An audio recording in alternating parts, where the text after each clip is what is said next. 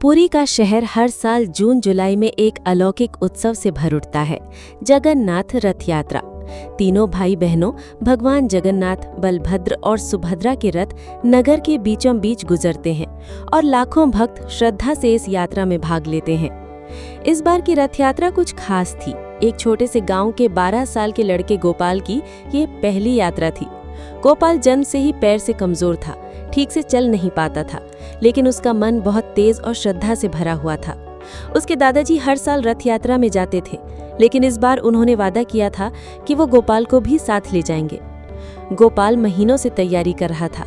उसने रथ, भगवान की मूर्तियों, पुरी के मंदिर और भजन की चित्रकारी खुद बनाई थी।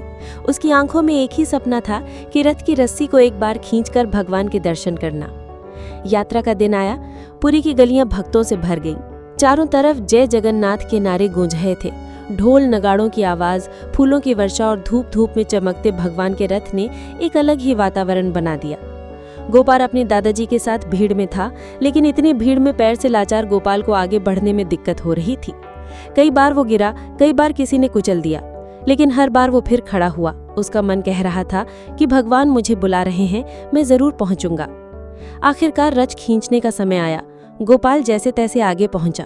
रस्सी उसके सामने थी, लेकिन उसका छोटा सा हाथ उस रस्सी तक नहीं पहुंच पा रहा था।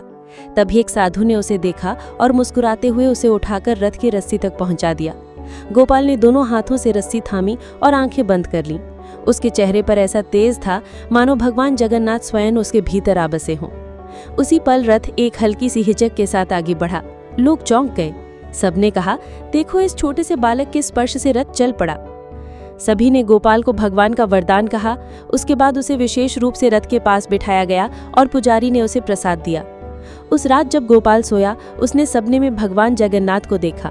भगवान ने मुस्कुराकर कहा, तेरी आस्था ने रथ को चलाया बेटा, शरीर से नहीं मन से चलना होता है।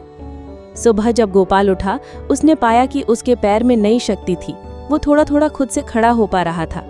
डॉक्टरों ने कहा यह चमत्कार है, लेकिन गांव वालों ने कहा यह तो भगवान जगन्नाथ की कृपा है।